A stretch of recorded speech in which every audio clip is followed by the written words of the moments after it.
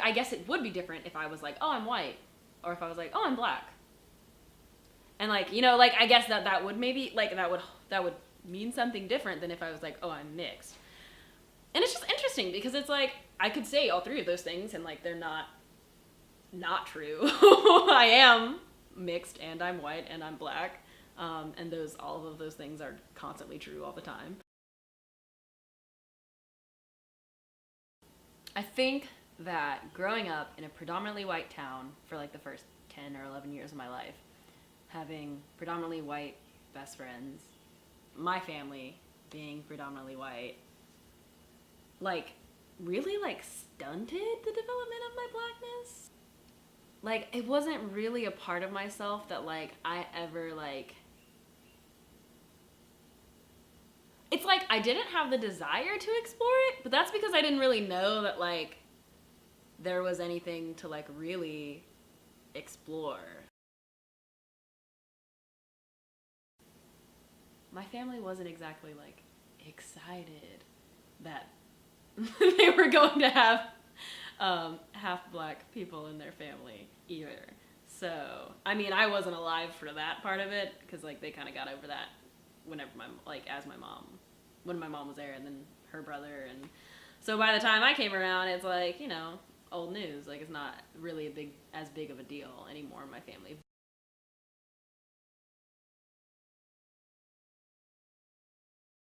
Yeah, so there'd just be things like that, or like just cultural references, singers that I had never really heard of, things like, you know, um, yeah, you know, like, I don't know. So it's just stuff like that, like cultural references, food, things I didn't know, you know, kind of made me more aware of like that part of me that I wasn't super in touch with.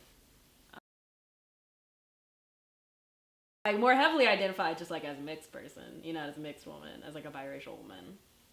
But even that has like a very weak like meaning because it is so like, you know, is that even really an identity?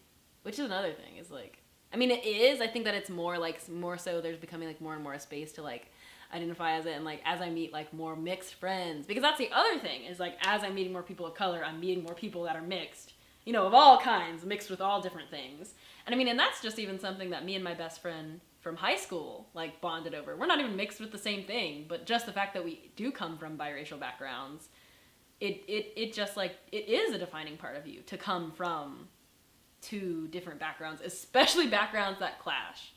That also does something specific, like to the way that you, I think, develop your identity and how you see your race and your ethnicity and your culture and everything. Because I also think that like, I also try to be super aware also that like even as like on my personal journey, I'm like identifying with like my black womanhood, I'm also like very like wary and careful to not like even forefront that in how even I view black womanhood, because I know that it is constantly in negotiation with whiteness, and like the privilege that like having the type of hair that I do, and having the lighter skin tone that I do, and having like the little nose that I do, like, you know what I mean, like, so I think that that's another thing, is like as I like advance it within myself, I also have to like, I know that my mom doesn't really worry about me the way that a lot of black families worry about their children. And I don't know if that's just because of her own perspective, growing up with a white mother, and I don't have a white mother, but she does. Like, proximity to whiteness, like, gives you privilege. And, I mean, she worries about me, but she doesn't worry that her black daughter is going to be targeted by police. You know what I mean? She worries that her daughter is going to be targeted by men. You know, she's more worried about things like that. Than my lightness does cushion me in the system that we live in.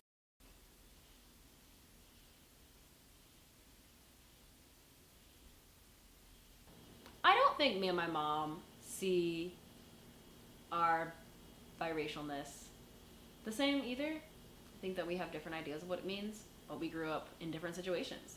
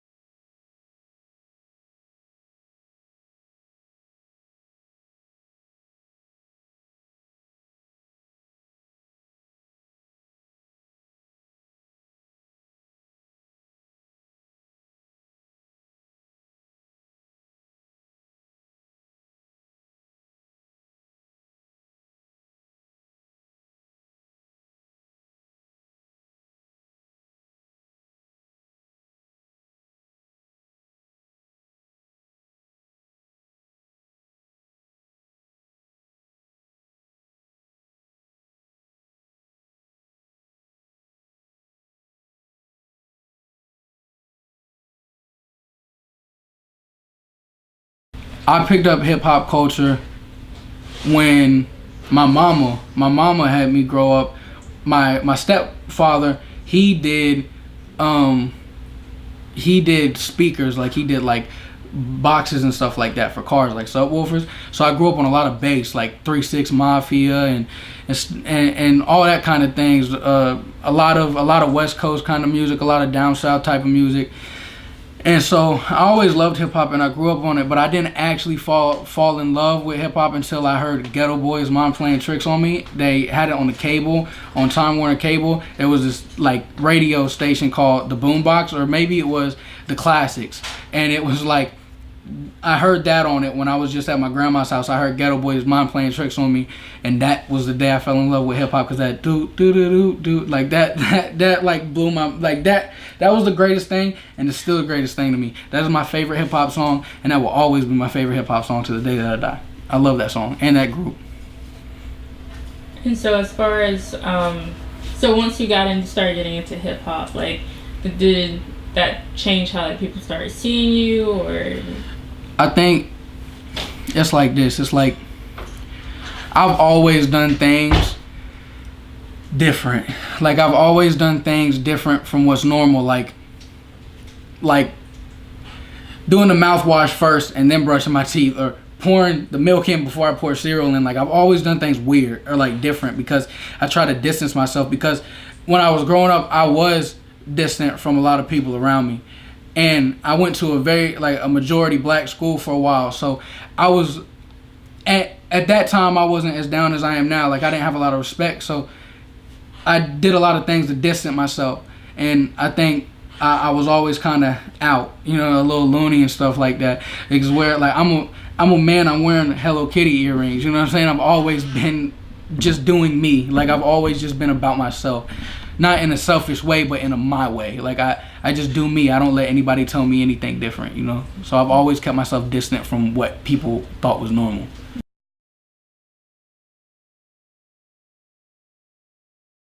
It just sort of happened because when I was growing up in that school, everybody had like Jordans and very nice clothes and stuff, and I was rocking clothes from like Walmart or like hand-me-downs, and like my shoes weren't even branded, like I had skate shoes like DC or I don't even remember them at the time because I wasn't wearing Vans. I wasn't wearing Vans. I was wearing bummy type stuff. So I was always distant. I was always looked at a little bit differently because I wasn't, I guess, as nice looking as everybody else. You know what I mean?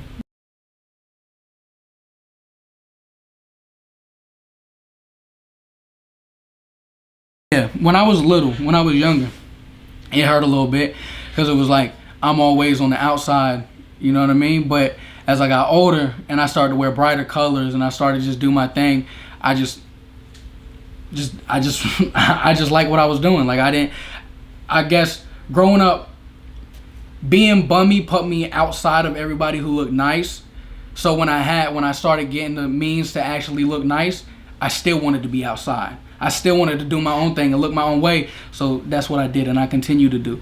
Like, I still do my own thing. Like, there's not a lot of men walking around with Hello Kitty earrings, you know? So I'm still doing me, no matter what. No matter how people try to distance me, I just do what I like.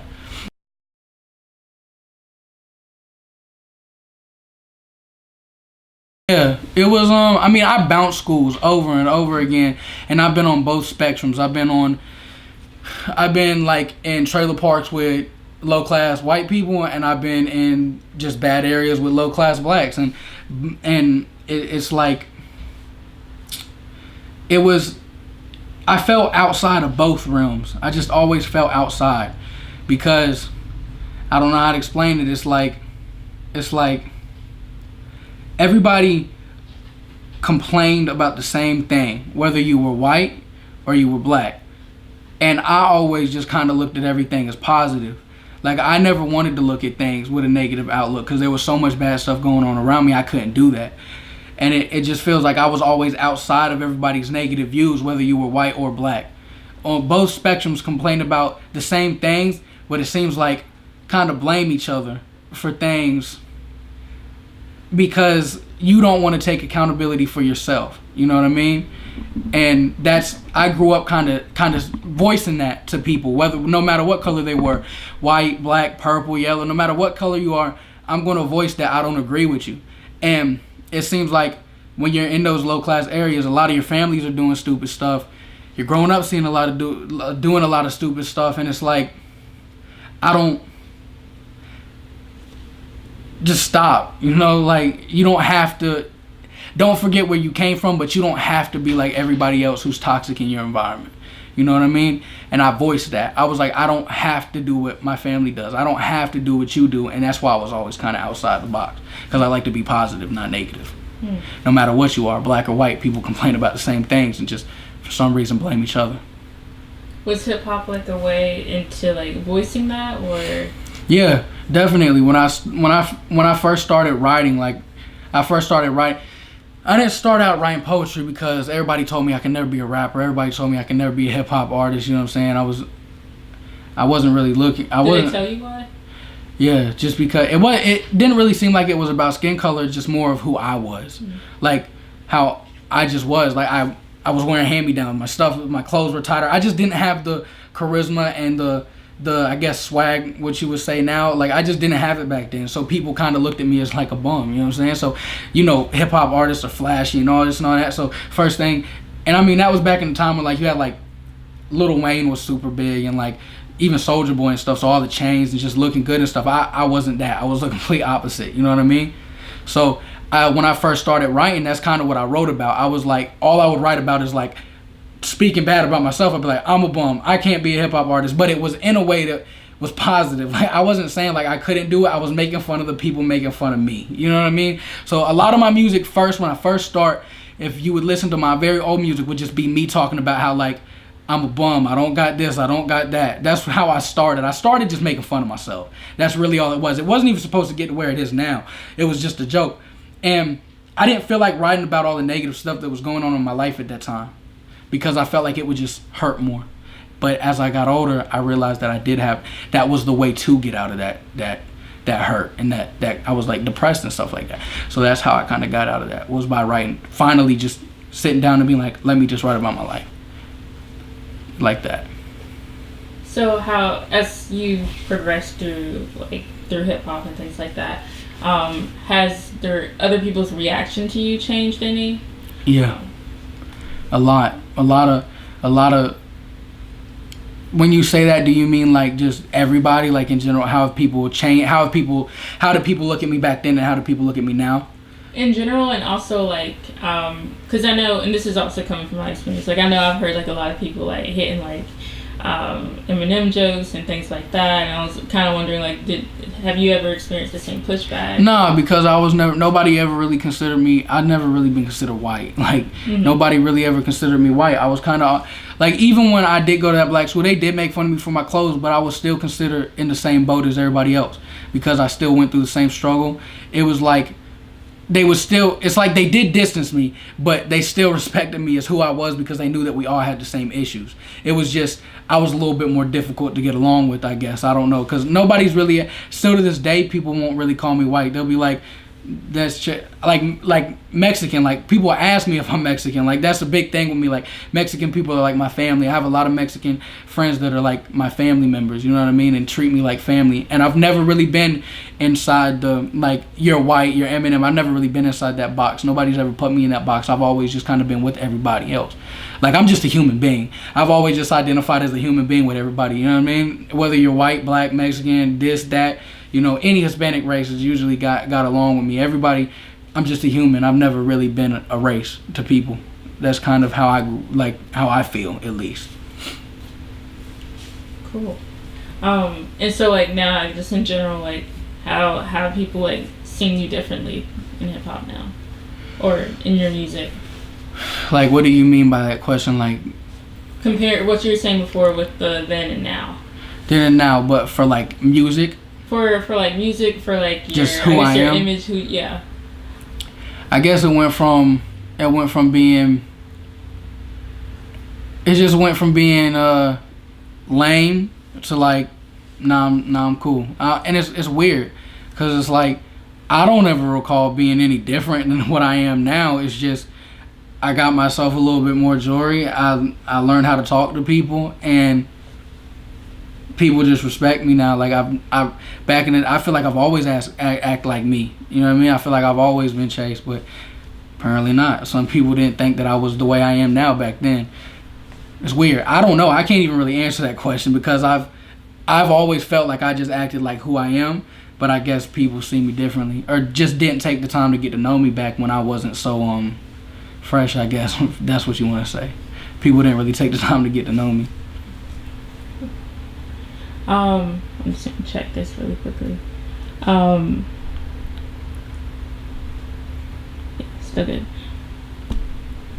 So as far going back to like, just more, actually, I do kind of want to ask you, since you haven't really experienced it, I was just wondering, like, your general thoughts on, like, you know, or not white people in hip hop. That's not the question, or not the phrase. Like, basically, like, how do you feel about, like, people, like, saying that you can't join something because of skin color? And I guess, like, as it relates to music. The way I feel about that is, I say it's like this.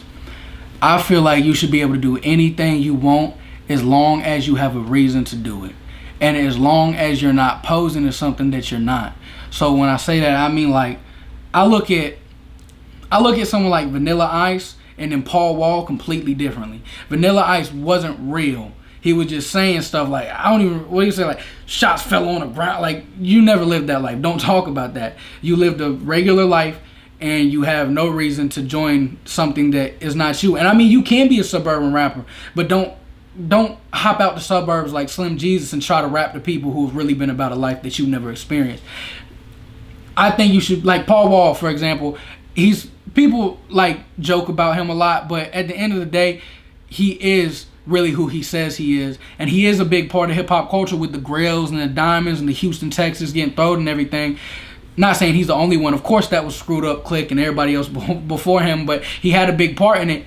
And it's like he was that. He embodied that. He wasn't a poser. You know what I'm saying? He didn't just act a certain way.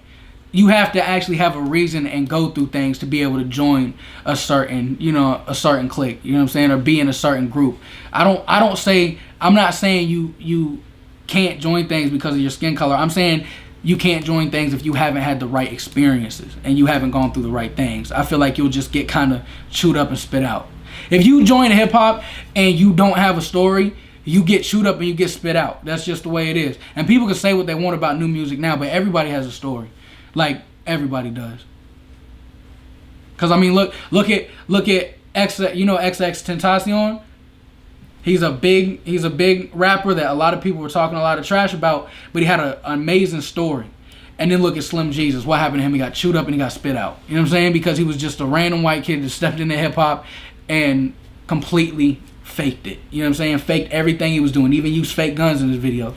You know what I mean? So that's what I feel. I'm sorry, this part just for me. He used fake guns? Yes, he used fake guns. In the beginning, a lot of rappers do that. This another little white, what's her name? I don't know her name, but she was using fake guns, and she was doing some stuff she was not supposed to be doing, and but people kind of let her slide because she was from Oakland, and she had a lot of love in Oakland. So she was a little white girl, but she could do what she was doing because she had respect and she had been through that life. So that's what I'm trying to say. If you can't do certain things, not on skin color, but you can't do it if you haven't experienced those things. You won't be considered a part of the group. Which makes and just also just for the videos, other people get it. I get it. Other people get it. And so you've been through basically what you write about. Yeah, what I write about, who people know me as, everything that I say, the way I walk, the way I dress, I've been around it. You know what I mean? I dress in the big clothes and I talk the way I talk because I grew up around people that talk the way I talk, and I grew up around people with very large clothes. I grew up in hip hop culture. I grew up with mostly black people my whole entire life. You know what I'm saying? So I get a lot of respect in that kind of community. But if you just come out of nowhere and you've never been through anything, if you don't really know what's going on, of course you're gonna get chewed up and spit out. You can't just throw on Air Force Ones or Timberlands and then expect to suddenly be a rapper. You know what I mean? It doesn't work that way. Or throw on Air Forces and Timberlands and think you can just walk into the hoods. You know what I mean? It does not work that way. It's not that easy at all. Well, I think my last, actually, I don't know if it'll be my last question, but going back to the school, I was just wondering if you had like any like specific stories from that you can remember. From the school? Yeah, I got a couple stories I remember from that. That was an interesting period, man. I think we was sleeping in my grandma's base, but it's crazy because we was going from one grandma to another grandma. So we were going from one grandparent, well, this is my grandpa and my grandma, to my grandma and on my other side, and we were in her basement at the time, and that's when I went to this school, and they did do some things to me, you know what I mean, that wasn't right, but I'm still here and I have no reason to be angry about it, you know what I mean, like, I don't know how to explain it. There's a few stories from that time where I was jumped. I was definitely jumped. That was just, I don't know if it was because I was white or just because I was different. I don't know what it was. Nobody really told me, but I had no reason to be jumped. I was literally just walking down the hall and they caught me and beat the shit out of me. But I don't know why. And what they said was because we was playing football, like playing ghetto football, you hit each other and stuff like that, and I hit this kid really hard and like knocked him on the ground, so he was really mad, so I guess he just got his people teamed up on me and beat me up, and that's what happened. So I don't think it had anything to do with color. I think it was just really anger. That's one of the worst stories from that, but I got a lot of good stories too. That's when I first started rap battling on the concrete on the blacktop. That's when I was like 10 years old, 9 years old, something like that. And we would have little rap battles and stuff like that. And I remember specifically at the time, there was this other kid who was white. But since they never really considered me white, he was super white though. Like he had like the blonde hair and the blue eyes and everything. And so they were like, "Oh Chase, you gotta rap battle the white boy. You gotta rap the white boy." And they would be like, and I would go on there, and I remember him whooping my ass. Like, I choked. I couldn't say anything. So I got made fun of forever because I let the white boy that wasn't even from the neighborhoods we were from beat the fuck out of me in a rap battle. And that's when I learned I got to start reading. I got to start writing. I got to start actually being smart, because a lot of motherfuckers I was chilling with were like, books, nah. This, nah. That, nah. Like, that just negative, toxic-ass environment of, like, don't be smart, basically. And it makes no sense. Like, I don't know. It was like that. Like saying no to things that were good and saying yes to things that were bad, because it's easier that way. Instead of saying no to, okay. It's kind of easier. It's kind of easier to say no to. It's easier to sit on the couch and eat potato chips than it is to go run 2 miles. You know what I mean?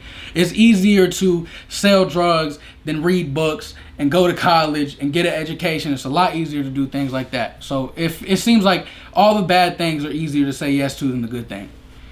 And when you have nobody telling you what's good and what's bad, what do you think you go to first? You know what I mean? You go to the easier area, and I think that's what went on a lot. And how did you say yes to what's not as easy? I will tell you. This is the same story I tell everybody. I remember it was in the trailer park when I was growing up, and this is a crazy trailer park. Like, this is my grandma's. It was kind of mixed. Like, usually you hear trailer parks are either all Mexican or all a bunch of white people. But this one was kind of black people, white people, Mexican people. Everybody was mixed. And I had a lot of homies out there. I'm not going to mention names because some of these people have done incriminating things, and I don't want to get into that. But we were in trailer down the street, and we were in there, and we were all watching Scarface. Me and some of them were like 20, some of them like 14. We're just all together because it was a very small community, so all the younger people knew each other, and we was all in there watching Scarface. This is I was like, I think 10 or 11, and we was all watching Scarface, and I was always the only person at the end of the movie. Everybody's like, I want to be like Scarface, dapping on shit. I was always the only person at the end of the movie that's like, the motherfucker died, man. I don't want to die. You know what I'm saying? So everybody was looking at it like it was so amazing to be Tony Montana, but I was looking at it like, that man died. You know what I mean? Why do you want to be like somebody who died and who had stressed so much? You know what I mean? That's how I looked. Like I say, I always looked at things different, and I would get shit on for it. Like, I'd be like, why you want to be like Tony Montana? They'd be like, oh, you're just a pussy. You know what I mean? And on top of the fact that I wore bright colors and pink and shit, that didn't help me very much either. So, like I said, I was always kind of on the receiving end of bullshit. But I never stopped. You know what I mean? I'm still doing it to this day. I still feel like, of course, Scarface is an amazing fucking movie. I love Tony Montana, just like I love plenty of other gangsters in movies. You know what I'm saying? Pablo Escobar, you can look at him like a motivational person, but then at the same time, you got to look at what he did wrong. There's wrongs and rights to everybody's story. You just don't want to do the wrongs to their story. You know what I mean? You can take anything from anything and be positive about it, and that's what I've learned throughout my life. Just stop following the wrong. You know what I mean? That's what a lot of people, it's easier to say yes to bad things than yes to good. That's how I feel. And transitioning a little bit, so what would be your message to, like, I guess, either people who you would say that are like you, or just, actually, let's start with that, people who you would say it's like you? Human beings, just people. Like, no matter what your color is, what's my message? My number one message is, just do not give a fuck about what anybody has to say about you. It does not matter. I know this is cliche as hell, but it really does not matter.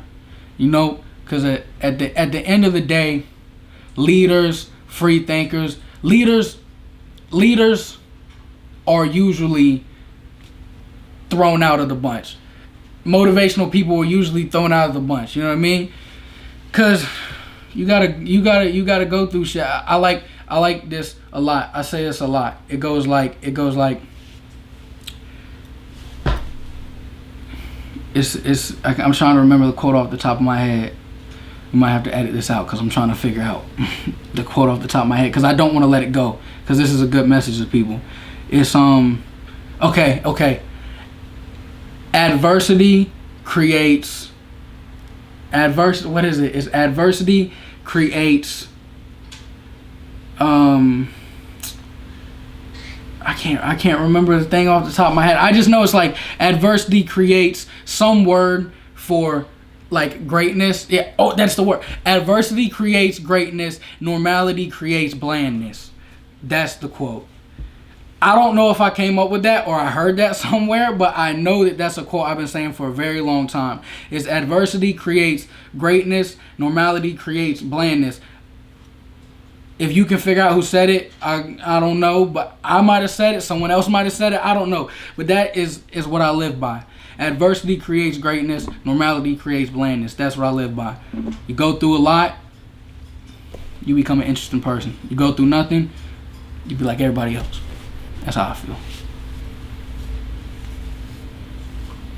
Well, that was actually all of the list of questions that I had. So, I guess well, actually, just in general first, is there anything that you would like to add? Or any other stories that you would like to share? I just want to say, like be proud of who you are, like, of yourself. Just be proud of that. You know what I'm saying? Be proud of who you are as yourself. Don't, I don't know. It's like, it's really all I gotta, I guess, in the end, the simplest thing I can say is just be proud of who you are. Just be proud of yourself. There's going to be a lot of haters. There's going to be a lot of people to say you can't do this. There's going to be a lot of people to say, shit, I don't know, you're gay for this, you're this for that, you're that for that. And as long as you know at the end that's not you, smile, flick them off, and keep moving. You know what I'm saying? Because that's how I do it. Because, like, you can, never mind. I'm not going to get into it. Just be proud of who you are. That's the last message I have. That's what this whole thing's about for me personally. I've kind of just always been really proud of who I am and kind of just always done what I wanted to do, you know. So do the same and you'll live fairly happy. People will talk shit, but as long as you know who you are, you'll be happy. Actually, I had one more question. Okay. I'll scrap it. But it's basically just asking, so like when, so when an event happens that like, I guess like, or actually not example.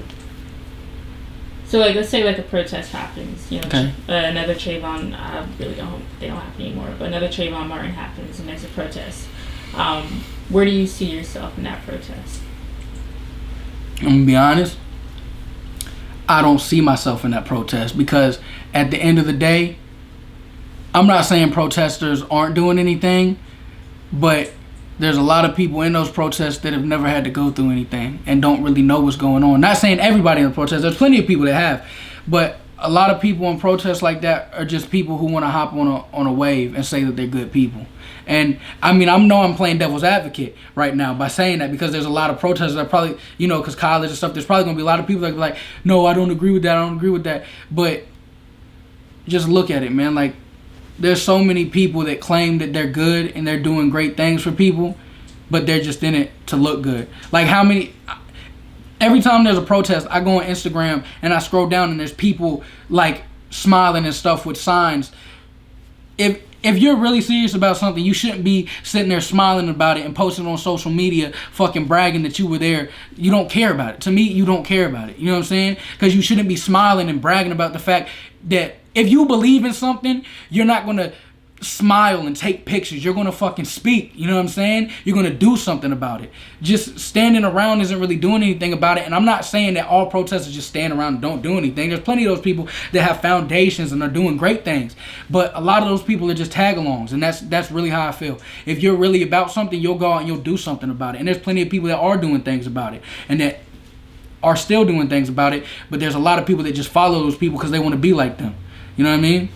And that's again what I say, adversity creates greatness, normality creates blandness. Those very normal people are just following. But I bet you the people that really actually go out and do things and create these foundations and stuff have actually been through things like that, or understand at least at a certain extent. Because I've had plenty of friends get shot. I've had plenty of friends that are dead right now. You know what I mean? And I didn't go I didn't go to a protest or because it was for some bullshit, you know what I mean? And I knew what the real story behind it. And I just feel like it's not right to me to just go run out if you don't really know exactly what you're talking about. You know what I mean? A lot of protesters is just tag alongs, and I'm not trying to be disrespectful. Like, if you're a protester and you're actually doing something, I respect you. But if you're a protester that just tags along and doesn't do shit about the problem that you're passionate about, go. You know what I mean? You're not passionate about it. You don't care about it. That's how I feel.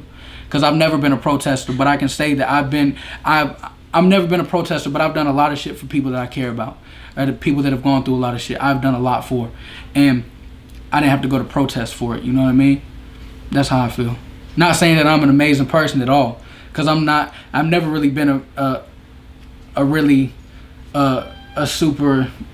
I don't know. I'm not amazing. You know what I'm saying? I don't do all the giving and stuff like that. But for people that I know who have been through things that I have also been through, I can stand up for it and I can say, like, I'm here for you, you know? But if you're just going to protest and tagging along, I can't really respect you. Cool. Well, if there's nothing else you want to add, you can always add things. But for the most part, that's how I feel. Just everything I just said, and like I said, be proud of yourself. People are gonna hate on you, but at the end of the day, just throw your middle finger, you know what I'm saying, and live for you. Don't live for nobody else. It's all on you. So just be happy who you are. That's it. It's a cliche, but that's it. That's how I'm gonna end it. it's perfect. And I'm just gonna get one more shot of you doing your. Oh, I'm sorry. I don't think about it. No, I'm not saying don't do it. I'm saying I'm gonna do one shot of you actually doing it because I kind of thought it was cool. Yeah. So yeah, it's still recording. Okay. That's my thing. I've always, because my beard is weird because it's different from my hair. So like I can't pick my hair, but I have to pick my beard. It's really weird. I don't know why it works that way. Just my genes work that way, I guess. It's really weird. I don't know what happened there. Something got divided, but it's all good. It's symbolic. Yeah, symbolic. Yeah. I got both. All right. We're basically done. We want to start. We can do B-roll now if you want to. Yeah. We don't have to. It's up to you. Yeah, there's some B-rolls we can definitely get. And my room's my studio, so if you want to get like the. Really?